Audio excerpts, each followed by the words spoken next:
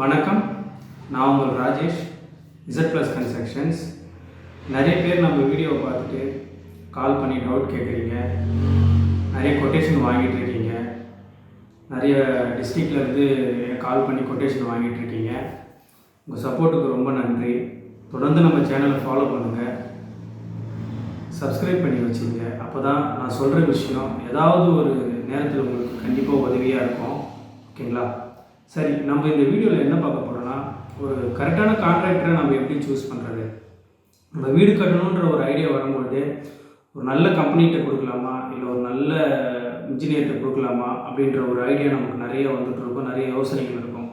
So அதை நம்ம எப்படி இவங்க கரெக்டாக நம்ம ப்ராஜெக்டை முடித்து கொடுப்பாங்க அப்படின்ற ஒரு பயமும் நமக்கு இருக்கும். கரெக்டாக நமக்கு முடித்து நமக்கு ஆன் டைமில் டெலிவரி பண்ணிடுவாங்களா, கரெக்டான குவாலிட்டியான மெட்டீரியல் யூஸ் பண்ணி நமக்கு வந்து கன்ஸ்ட்ரக்ஷன் பண்ணி கொடுப்பாங்களா அப்படின்ற ஒரு பயம் நமக்கு இருக்கும். ஸோ நம்ம ஒரு கான்ட்ராக்டரை எப்படி கரெக்டாக சூஸ் பண்ணுறதுன்ற ஒரு விஷயத்தை தான் நான் உங்ககிட்ட ஷேர் பண்ண போகிறேன். ஸோ இந்த விஷயம் கண்டிப்பாக உங்களுக்கு யூஸ்ஃபுல்லாக இருக்கும்னு நினைக்கிறேன். ஸோ இதை ஃபாலோ பண்ணிக்கோங்க. ஸோ மேக்ஸிமம் இந்த 3 பாயிண்ட்டை நீங்கள் ஃபாலோ பண்ணாலே ஒரு கரெக்டான கான்ட்ராக்டரை சூஸ் பண்ணுறதுக்கு உங்களுக்கு ஐடியா கிடைக்கும். ஓகேங்களா? சரி, வாங்க வீடியோவை பார்க்கலாம்.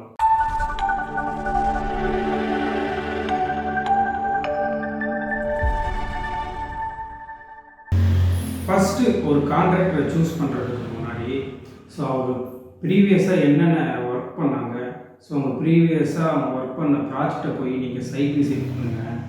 அவங்க என்னென்ன ஒர்க்கெலாம் பண்ணியிருக்காங்க, என்னென்ன மெட்டீரியல் போட்டு யூஸ் பண்ணியிருக்காங்க, அது ஃபுல்லாகவே நீங்கள் வந்து ஒரு நாள் டைம் ஸ்பெண்ட் பண்ணி அதுக்குன்னு போய் ஃபுல்லாக அவங்கள பற்றி டீட்டெயில் தெரிஞ்சுக்கோங்க. ப்ராஜெக்ட் பண்ணதோட குவாலிட்டியை தெரிஞ்சுக்கோங்க. ஓகேங்களா? நிறைய பேர் என்ன பண்ணுறாங்கன்னா, சொல்கிறத வச்சியே முடிவு பண்ணிடுறாங்க, இதுக்குன்னு டைம் ஸ்பெண்ட் பண்ணி போய் பார்க்க மாட்டாங்க. ஓகேங்களா? இது ஃபஸ்ட்டு பாயிண்ட்டு. இது அவங்களோட ப்ரீவியஸ் ப்ராஜெக்டை பற்றி நீங்கள் தெரிஞ்சுக்கணும். தெரிஞ்சிக்காமல் நீங்கள் தயவுசெய்து எந்த கான்ட்ராக்டருமே சூஸ் பண்ணாதீங்க. ஓகேங்களா? இதுதான் முதல் பாயிண்ட்டு. ரெண்டாவது, ஒரு கொட்டேஷன் வாங்குங்க.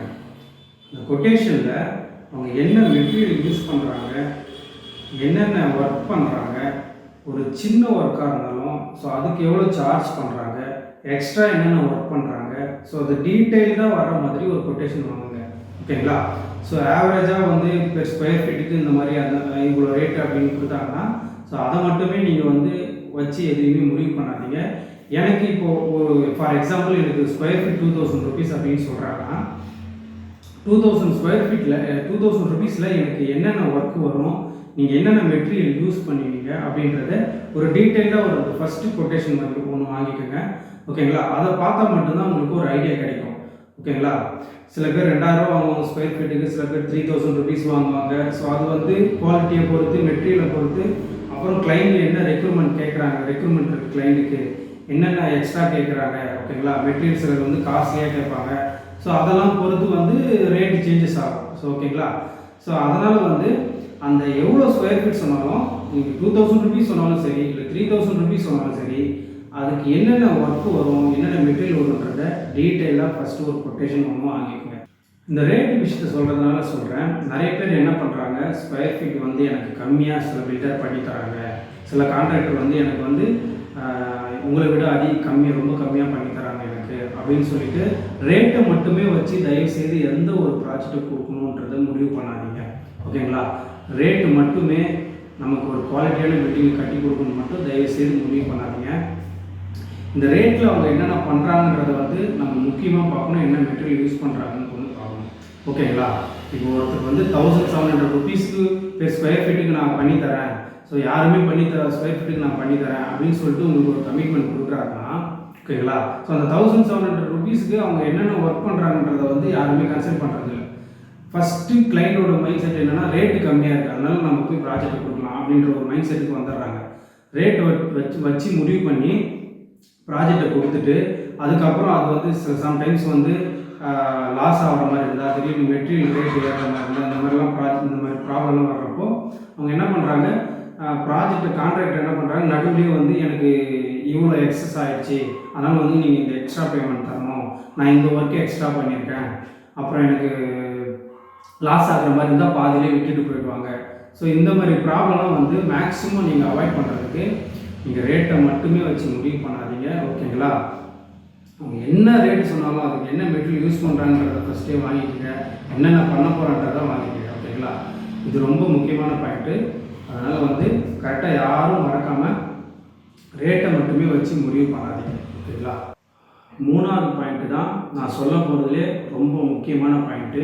அது என்னென்னா அக்ரிமெண்ட். ஓகேங்களா, அக்ரிமெண்ட்டு தான் ரொம்ப முக்கியமான விஷயம். ஓகேங்களா, நீங்கள் ஒரு அக்ரிமெண்ட் போடும்போது அந்த அக்ரிமெண்ட்டில் ஒரு சின்ன ஒர்க்காக இருந்தாலும் நீங்கள் கான்ட்ராக்டரை மென்ஷன் பண்ண சொல்லுங்கள்.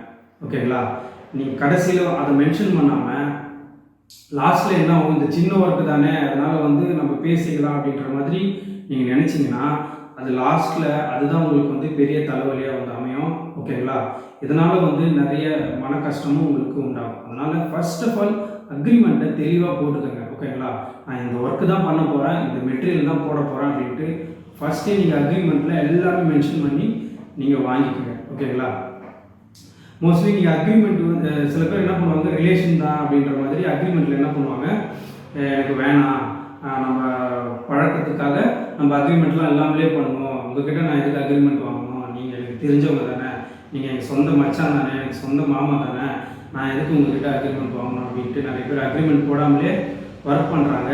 அந்த மாதிரி பண்ண 90% வந்து கடைசியில் ஒரு பெரிய மன கஷ்டத்தை தான் அவங்க கண்டிப்பாக பார்த்துருப்பாங்க. ஓகேங்களா, மோஸ்ட்லி நான் நிறைய பேருக்கு ரெக்கமெண்ட் பண்ணுறது, நம்ம ரிலேஷன் யாருக்கும் வந்து நீங்கள் ஒர்க்கு கொடுக்கணும்னு நினைக்காதீங்க. ஓகேங்களா, இது முக்கால்வாசி நிறைய கிளைண்ட் வந்து என்ன பண்ணுறாங்கன்னா, என்னோட சொந்த மச்சான், சொந்த மாமா அந்த மாதிரி சொல்லி நான் ஒர்க்கை கொடுத்து கடைசியில் அவங்க 2 பேருக்கும் பேச முடியாத அளவுக்கு மன கஷ்டத்தை உண்டாக்கும். நீங்களும் ஒரு கேள்வி கேட்க முடியாது, ஏன் இந்த ஒர்க் பண்ணுறீங்க, எதனால் இந்த ஒர்க் பண்ணுறீங்க, இதில் எனக்கு இந்த ஒர்க்கில் எனக்கு சாட்டிஸ்ஃபேக்ஷன் இல்லை அப்படின்ற மாதிரி நீங்கள் போய் அவங்க உங்கள் ரிலேஷனே நீங்கள் ஒரு ப்ராஜெக்ட் கொடுக்கும்போது அதை போய் உங்களாலேயும் கேட்க முடியாது.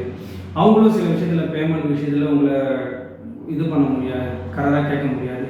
இப்படி 2 பேருக்குள்ளுமே வந்து ஒரு மிஸ் அண்டர்ஸ்டாண்டிங் ஓடிட்டே இருக்கும்.